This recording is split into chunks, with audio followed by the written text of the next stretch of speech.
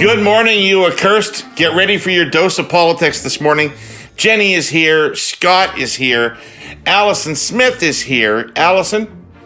Well, before we get to Allison and the update, you guys, unbelievable news out of the Supreme Court of the United States last night. Holy Christ. I mean, we can be talking about whose transit plan is better than somebody else's transit plan, but there's real shit going on in the world. Yeah, it was a leak. Apparently, it seems like it was a leak. It's wild news down south.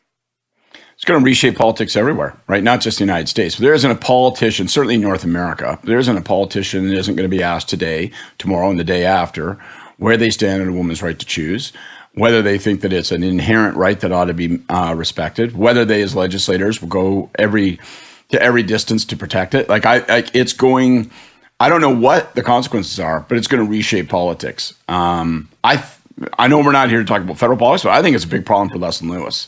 Leslyn Lewis was fine and she could have her pro-life movement, but not like be in people's grill about it. Now she's got to be in people's grill about it, and I think it's going to be a problem.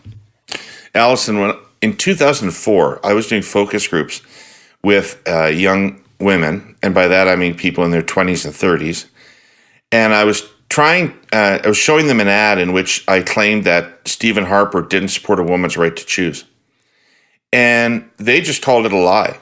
They didn't believe it. They didn't know what his position was, but they didn't think that you could get to a position where you might be prime minister and have that point of view and be anti-choice.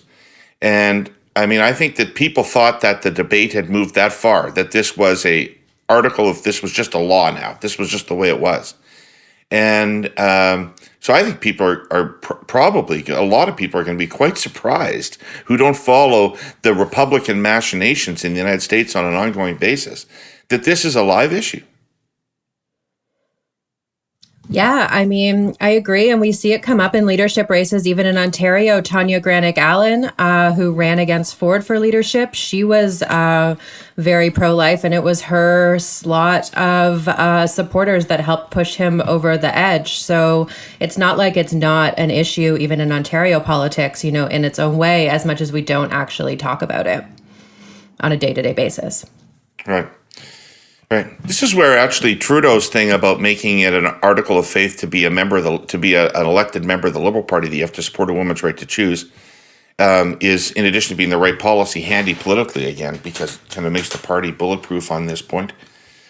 Anywho, let's get going with the Ontario provincial election. Allison, got your handy newsletter. Let's start with this. Where do people get this newsletter? Sure. How do people get it? Yeah, you can subscribe. We're doing something special we've never done before, which is to allow people that aren't regular subscribers to subscribe just to the campaign coverage for 28 days. So that will start tomorrow. Go to politicstoday.news and all the info's there. politicstoday.news. And there's an exciting new feature on Curse of Politics for that month where there's photographs of us and Jenni's recipes and David's guitars and Scott's funny smiles. It's we're really blowing this out, right? If you guys are lucky, maybe one of you will get quote of the day one day. That should be the goal. No. I saw what you did there. I saw you. We're looking for a way bigger scale. All right, Allison, what's up? Yeah, so today is the final day before the writ has to be drawn up, and we have no idea what Doug Ford's going to be doing. He does not have a schedule out. He was in Windsor yesterday. We know from Twitter he did a couple other things while he was there, stopped by a pastry shop, but no idea what he's going to be doing today. We do know tomorrow the PCs will officially launch their campaign at the Toronto Congress Centre in the evening. If you see Ford out there, let me know, everyone. And Stephen Del Duca is heading to Newmarket to talk to Affordability. Then he's going to go up to Barrie, where the Liberals have a bit of a star candidate there. His name's Jeff Lehman. He's the mayor of Barrie. So I think they want to get that guy out in front of the cameras. And Horvath's doing a little bit of North York Kitchener South Hespeler, which is a open riding. So I think we're going to see a lot of politicians sort of hanging out there and trying to get attention. What's she going to be talking about? Affordability. That's what everybody's going to be talking about all the time. Great. All right, Allison, thank you very much for that. Thank you very much for that update. We'll see you tomorrow morning. See you tomorrow. Thanks. We're at the beginning of May.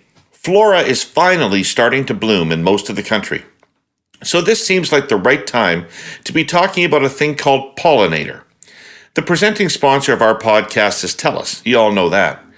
And if you've been following along with this story thread on TELUS's ESG commitments, environmental, social, and governance, you also know that they're a company driven by social purpose. To use their world-leading technology for good and put the well-being of their customers, communities, and the planet first. So, TELUS has a Pollinator Fund for Good. At $100 million, it's one of the world's largest corporate impact funds. Its mission is to power the bravest and boldest ideas by for-profit startups dedicated to social innovation and building tech for good. The fund is just in its first year, but so far the team has closed 10 investments totaling almost $20 million, partnering with sustainable small businesses who tackle some of the biggest social, economic, healthcare, and environmental challenges of our generation. 40% of these companies are led by women. 50% are headed by Indigenous and racialized leaders. In all cases, the Pollinator Fund connects these companies to the skills, expertise, money, and even the networking connections they need to scale and grow. I'm going to dive into one of these 10 investment stories later this week, Herle, and how perfect for a fund called Pollinator. It's about the health of honeybees and cutting-edge beekeeping technology. But right now, I invite you to read more about TELUS's commitments in their sustainability and ESG report at telus.com/sustainability. I know where you find Ford. Look Where? for Trudeau and you will find Ford right there. I'm sure they're canoeing together and then, having lunch over an open fire and high-fiving. Seriously. I don't think Doug doesn't seem like someone that would be in a canoe. You don't think so? No, not Let's not go safely. there. Well, not in the water, at least. Not in the water. In the shop, I was very comfortable being in the canoe. Why? I mentioned this yesterday. Why is Trudeau doing campaign events with Ford? I mean, starting with childcare, why has the Trudeau government played along with the Ford electoral timing on all of these deals? Or is that what's going on? Am I being too cynical? Is this just when the deals were ready and it's appropriate to announce them? But it sounds to me like the Ford government had a rollout plan for the RIT, starting with childcare and then auto, and the Trudeau government's played along completely with it. Don't know why that would be. Yeah, I think that's exactly what it is. I think this is a stroke of brilliance by Corey and the guys at the guys behind Doug. This fits into Doug's brand. Doug's not a hardcore partisan, never has been. Wasn't when I worked with him, and so it actually fits in Doug's brand. It doesn't really fit in Trudeau's brand though, in terms of doing politics. And so you guys would be more apt to answer that. You'd be in a better position to answer that. But it is weird. Like these are campaign events. The childcare. Listen, I can give a buy on the childcare deal because that was a month ago or 3 weeks ago now. So you weren't like on the eve of the election. Yesterday, the announcement yesterday this is the election. This is the election campaign. So it is. If I'm Stephen Del Duca and I'm sitting in I'm sitting in the war room. And I'm a staff in the war room. I'm like, fuck. There's a lot of F-bombs going off in that yesterday. No kidding. Yeah. So, well, first of all, am I the only person left in Canada who hasn't been given money by the government to build electric cars? Because I feel like I am, right? It's down to me, right? And my not too sharply witted cousin Bob or something. It's there's gold in them there fucking go-karts. But I think a couple of things. I think one. So let's take the argument for Trudeau. Yesterday was fundamentally an economic announcement. They consider childcare to also be an economic announcement. So maybe his view and in his self-interest is, I want to be showing people I'm making I'm making progress on this stuff. And I think probably the most obvious argument for how come this is clicking together now is yours, David, which is this is part of the rollout that the Ford campaign had. And so if you're the Trudeau government, you're going, hey, man, if that's what it takes to get these guys to sign on these deals and get them in the bag, then I'm going to do it, right? Because I want these things to happen. So they kind of shrug their shoulders and say, we do it. I think the less charitable view is they don't give a fuck. And I don't even necessarily blame them for that, but it's kind of bloodless, right? Like, I think it's sort of like, look, at a riding level, there's going to be lots of collaboration. People will be there. The sign chair for, Marco Mendocino's campaign will probably be running volunteers for Arlene Bear's campaign. So there'll be that kind of on the ground overlap. But at the government level, I think they're kind of like, yeah, we don't really give a shit, man. And they're not going to spill any blood. And we saw this with Kathleen. Kathleen, when Trudeau became leader, Kathleen stumped the province for him. She was extremely popular at that point, and she did everything she could to lend brand equity to a Liberal leader who was in third place federally. And when the election came around, turnabout was not fair play. It just didn't happen. So I think that's their modus operandi. They're like, yeah, fuck, we don't give a fuck. We care about it. Sorry, did you mention us? Now we care. Did you mention you? Don't care as much. Well, you can be really cynical and say that it's generally probably better to have the Conservatives in office provincially. For the federal Liberals, it gives them a foil to play off of when they need it. It gives them, right? It gives them contrast. But, But do you think it's that? You think it's that like strategic? Because I don't get like. No offense to the Trudeau Liberals, I don't get that. I don't get that level of strategy based on the decisions they make. So I'm not saying I think there are a whole host of reasons. I think Scott's right. I think there's a whole host of reasons as to why they could be doing that. But I don't think it's like I don't think they're 5 moves ahead on the chessboard. Right. All right. So I was going through some of the early looks at Greg Lyle's data, and a few things popped out at me that I thought I'd throw at you. We're going to get the fresh top line tomorrow. Get the crack tomorrow. But, all right. A few things pop out, one of which is Greg says that the Liberal brand is weaker than normal, especially federal in Ontario. And that the Liberal brand advantage over the Conservatives that is normal does not appear to exist right now in terms of affinity with the parties. He says Ford is a big advantage. And 1 in 5 voters for the Conservatives is a partisan of another party that is voting for Ford. And that Ford has a lead over the other leaders, a big one over Del Duca and a pretty significant one over Horwath on almost all of the indicators of leadership. He had 2 polls running simultaneously, one online and one random digit dialing live telephone interviewer. The random digit dial. Say that again really quick. Could you? Random digit dial live interviewer. Right on. You got to learn to say it if you're going to charge for it, Scott. Okay. Sounds like something from an Austin Powers movie, but okay. That's where you actually have live human beings calling other human beings and speaking to them on the telephone. And when using that methodology, the race was not close. 11-point Conservative lead. At the same time, he did something online. And he got a 1-point Liberal lead over the Conservatives. So he and I both agree that random digit dialing is more likely to be accurate than the online. But that's an interesting phenomenon to look at throughout the whole campaign. As a pollster, David, would you not say also that it's true that more often than not, it's real people that vote? It is often human beings that go to vote. Right. Okay. Just wanted to double check that because I'm not like a scientist or anything. So, I mean, you got to be careful with the New Democrats on that. They like to sneak some dead ones in, but generally it is live human beings that vote. And then the last thing is, and this relates back to what Allison was saying about what Del Duca and Horwath were allegedly speaking about today, wherever they are.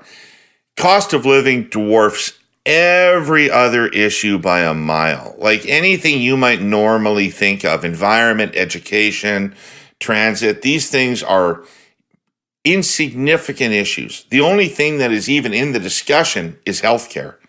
But 45% of people say that cost of living is their top issue, and 70% say it's one of their top 2 issues. Okay? So this is the whole shooting match. So if you're making an announcement about anything, you're making it not about affordability. Yeah, well, you have to be like you have to be making because it actually is. We're seeing the cost of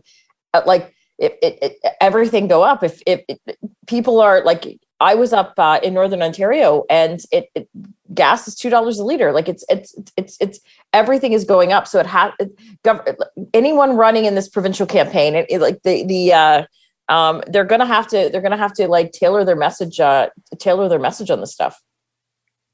1000% agree. But I think before we can get to cost of living, and by the way, just as a little asterisk, I think the Liberals, for that very reason, had their best day that they've had in a long time yesterday, because I thought that announcement actually had punch through ability. Broke through, eh? It broke through a little bit. I was going to say it got big-footed by Justin Trudeau standing beside Doug Ford, so I don't think it was a good day. Yeah, I was surprised, notwithstanding that. I can't even remember what did Stephen Duka announce, and dollar a day transit, right? And I think that now, in Prince Edward County, it's not going to matter as much. Highway 17 is what we call Highway 14 is what we call transit, but I think it punches through, and I think and it was framed as affordability. I thought it made it, but the thing I want to take away from the numbers, David, is I think that instantly poses, if you're running against Doug Ford, if you're the Liberal, the NDP campaign, it poses an instant strategic choice, which is you look at those Ford Advantage numbers and his appeal across. You have to go at him, Scott. You got to go right at him. That's exactly what I was going to say, is that some people will go, whoa, well, he's the steepest part of the mountain. We better sort of, well, maybe that's a tactic conservative brand. I think what that tells you is if you don't prick the balloon that is Doug Ford, then you're not going to win this campaign. And you've got to go at him with a knife, and you've got to remind people, and it should not be that hard, because it wasn't so long ago Doug Ford was running for mayor, and he was a belligerent dink. And unless you were part hardcore of Ford Nation, or as you said, David, a little bit of a dick, is that what you said? And a CRTC precedent setting? A bit of a dick. I didn't say little. Full on bit of a dick. Yeah. Bit of a dick. David, for those who don't remember, David made CRTC history because they then ruled that was an acceptable thing to say on television. I think it was they offered helpful other euphemisms though. But they did say it was okay. You can call him a cob, a shiny pole. You were sitting beside my very good friend, Michael Diamond. I know. Yeah. I remember the shock on his face when I said it. But I'm with you, David. I think that these numbers tell you that you've got to remind people of the Doug Ford they didn't like, of the Doug Ford they doubt. And the temptation for Liberals is so overpowering to say, let's relitigate pandemic and shutdown measures and all that stuff. And to me, I just think that's such a danger. The only relevance of that stuff is you're able to use a couple examples to say, this guy, when pressed hard with the puck deep in his end and he had to make the right pass, flubbed it. And you couldn't count on him then, and you're not going to be able to count on him when it comes to cost of living, because this guy will fuck it up. And if they don't succeed by election day on persuading people that it's not Doug Ford that these numbers show, but rather it's Doug Ford that they disliked and doubted, then the election ain't going to be won. So, this past weekend, spring may actually have arrived. Well, at least there was no snow. And in Ottawa on Sunday, thousands of people turned out in the sunshine on their bicycles and on foot to support cancer care and research at the Children's Hospital of Eastern Ontario. Really, it's hard to imagine a better cause than that. The ride is an annual event, and our sponsor, CN, is a driving force. The railway contributed $150,000 this year, and as always, matches individual donations from its employees and pensioners. The Hospital Foundation describes the event as critically important in allowing CHEO to deliver vital care to children with cancer. The CN Cycle for CHEO has in fact raised more than $10 million since the ride was launched 15 years ago. And it's just one of a slew of local initiatives CN is part of across the country.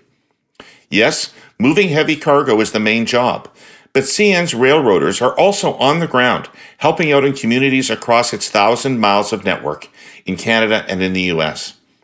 At the core of it is CN's Stronger Communities Fund, an effort through which CN funds nonprofit community organizations and education. The main goals are support of innovation, diversity and inclusion, environmental work, and the promotion of health and safety. As well, CN provides logistical support and financial incentives to its thousands of active railroaders and pensioners, who have a remarkable collective record of volunteering and donation. As well, CN provides logistical support and financial incentives to its thousands of active railroaders and pensioners, who have a remarkable collective record of volunteering and donation. Over the past 10 years, CN employees and pensioners have raised $17.1 million, supporting causes as varied as assistance to victims of wildfires and flooding, charities like United Way, children's health initiatives, and most recently, Help for the People of Ukraine, a cause both the railway and its employer groups strongly support. Put simply, CN believes public service is an absolute good. We'll be talking more about the subject here in the weeks to come. Meanwhile, if you want to help pitch in or learn a little more about what CN is doing for its neighbors along the network, take a minute and go to cn.ca/community. So, Jenni, if you were the Liberals or the New Democrats and you felt the need to change the way people thought about Ford, what do you think is his vulnerability? Where would you go? Well, I think Scott's right. I think there will be some that want to go to COVID measures, but the problem that both the NDP and the Liberals have is they would have gone further on COVID measures. So people now are I have the benefit of having gone out and spoken to real people in campaign events for Pierre. People are done with COVID. People are upset with, they're either moved on or they're upset with what governments did in the past. And so I don't think the other parties can actually, I don't think they can actually wedge Doug on that because both the NDP and the Liberals would have gone further in terms of COVID measures. And so Doug just brought in the biggest spending budget in Ontario history. This is also the problem the Liberals and the NDP have is that everything that you could actually attack Doug on, anything he's vulnerable on, is stuff that the Liberals would spend more or do more than what Doug would be. And so Del Duca doesn't seem to have figured out where he stands in terms of the political spectrum. So we talk about our boxes. I know people do the boxes. Yeah. And some people do boxes, David, sorry. Some people do the boxes. But I don't think Del Duca and his team have figured out where they stand. So it's hard for them to go after Doug when they actually don't know what they stand. So how can Stephen Del Duca wedge Doug Ford? And I actually don't know any issues right now where that is actually possible. Well, here's the bullseye maybe that you need to hit. Because I agree with both of you that I don't sense any interest in the public in relitigating COVID and how governments managed COVID particularly. But Greg says, and this feels intuitively true to me, that Ford's weakest moment, his most vulnerable moment, was that period leading into the third wave where he lost the plot completely and did that Parks announcement that they had to withdraw and all that. And what is it that looked like it? What is it that was going on then? He didn't look up to the job. He didn't look up to being premier. The decisions didn't make any sense. They weren't rationally connected to anything. How do you recapture that moment when the province looked at him and said, "Holy Christ, you're not good enough"? To me, that's I'm reassured to hear that that's what Greg thinks, because that's what I've been arguing for a couple of weeks, which is I would not relitigate COVID measures because if you make it about the pandemic, people are going to say, "Man, that's what made me unhappy," and the people you're talking to, Jenni, hate government for it. Other people just were like, I don't hate government for it. I saw it as a necessary evil, but it was still an unpleasant and brutalizing thing.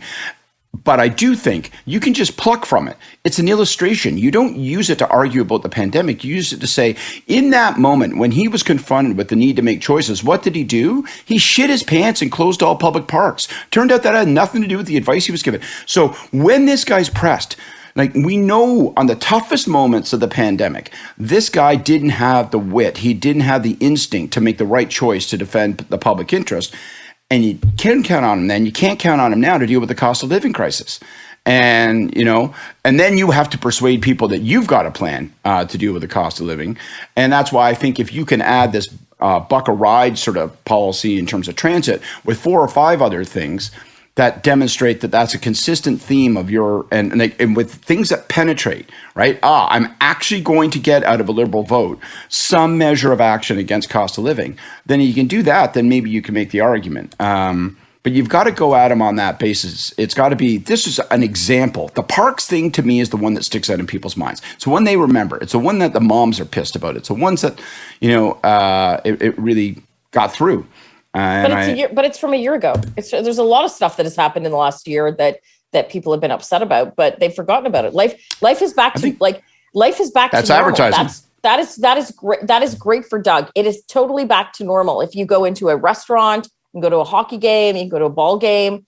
I live right up. I live up the street from the Rogers Center.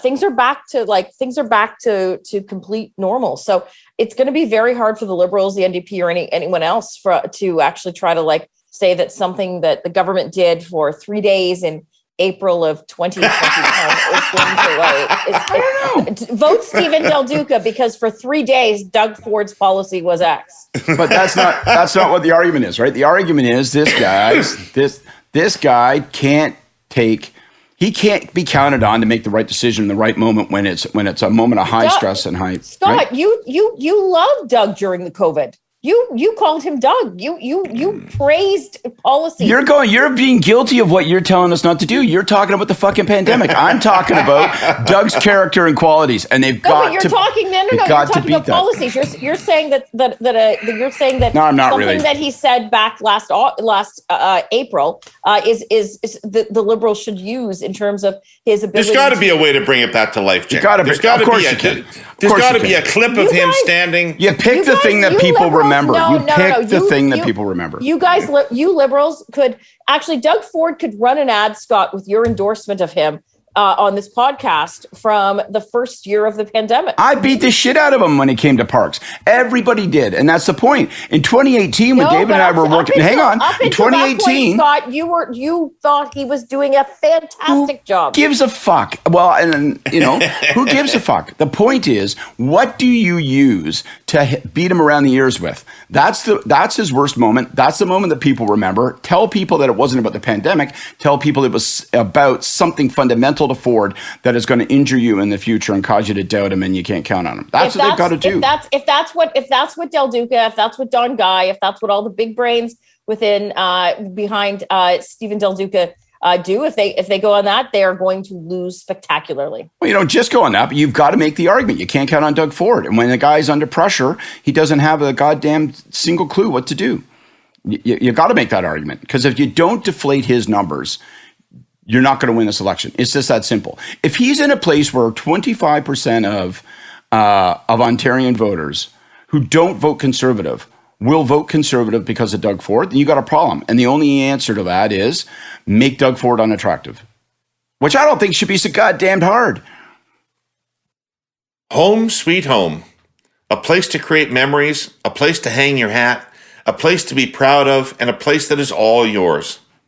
Our original sponsor, the Ontario Real Estate Association, says the dream of home ownership is slowly being dismantled, brick by brick, due to high housing prices, difficulty saving for a down payment, and fewer homes being built. It is more difficult to buy a home now than it was, say, when I was in my 20s, but the benefit of home ownership remains the same. The stability and security provided by home ownership fosters vibrant and stable communities and improves quality of life, leading to opportunities and experiences to last a lifetime. Home ownership is the bulwark of Canada's middle class, so it's not surprising that 90% of parents surveyed in a recent Abacus data poll feel it is important that their child is one day able to own a home. But how? The best options, aside from borrowing from mom and dad, to help young buyers purchase a home is twofold. One, the government needs to consider changes that will dramatically increase the supply of housing to meet the existing demand. And two, increase the first-time home buyer's land transfer tax rebate from its current rate of $4,000 to $8,000. You'll be hearing a lot more from Maria over the next 5 weeks about Ontario's housing affordability crisis and what can be done to fix it. Because Maria wants to see more young people become homeowners, and that starts with building a home for everyone. Read Oria's plan at ahomeforeveryone.info. You know, the other thing that Greg found, by the way, is that the stuff the run-up, at least in polling, the run-up that we thought was so beautifully orchestrated by Ford's team was not going over particularly well. That what the two things that people open-endedly remembered about having heard about the Ford government were the license sticker rebate and the fact that they were announcing things in the prelude to an election. And just like Lyle says that the call of the election damaged the Liberal brand in Ontario, the call of the federal election damaged the Liberal brand, his research says that people were forming negative opinions about the Conservatives based on their run-up to the election campaign and the cynicism that they saw in it. Anything to work with there? Did he have any thoughts as to what like an example as to what it was like the childcare announcement, for example, like a month ago? Well, in addition to I don't know what the spending that people were citing was in addition to the license sticker rebate. The license sticker rebate was the most recalled thing about the government, and it made many, many more people say that they thought less of the government, less favorably of the government than more favorably of the government. You know, I think it must not be how it polled in advance. So, because the idea would be appealing to people, the measure would be appealing to people, but then the context in which it's received is, oh, that tells me that the government's now switched into just politics mode, right? And that's the problem with these things, right? When you do the pre-campaign spending announcements that all governments do, right? Can I just stop you, by the way, and say nobody was worse at this than us in 2005. We were gross. Like, we lost control of it. Ministers thought that it was the way to get reelected. They were running around. It was grossing me out, man. I was just going to say the exact same thing. Like, we're even more guilty of it, right? And people kind of do it on instinct, and they can satisfy themselves by going, but we know that these individual measures are either popular writ large, or I've got powerful stakeholders, this mayor, that president, whatever, who wanted this union leader. And so you go out there and you do it, but really what it signals to people is it's pure politics, which raises, I want to throw out a weird thought to you guys, okay? We condemned Justin Trudeau for not calling the election earlier. The argument we made was that his mistake was not that he called the election early, but rather that he waited too long. He should have called it even earlier, and put all that spending and campaigning into the campaign. And so not everybody agrees with us. But so let's imagine a world in which Doug Ford loses. If Doug Ford was to lose this campaign, will we look back and go, you know what? He should have called this campaign 1 month earlier.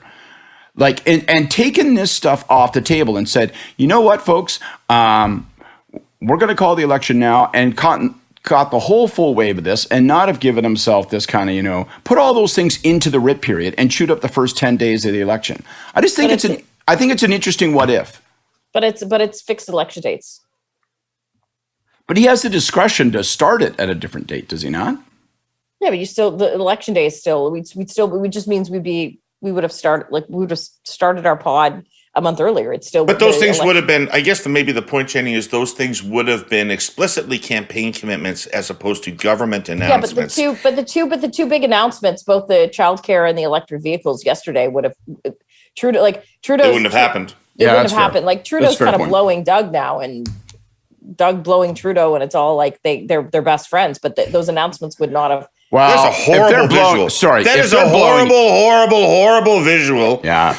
if they're blowing each other, this has gotten way past friendship. Okay, I don't know what kind of friends you have, but that's a whole other thing.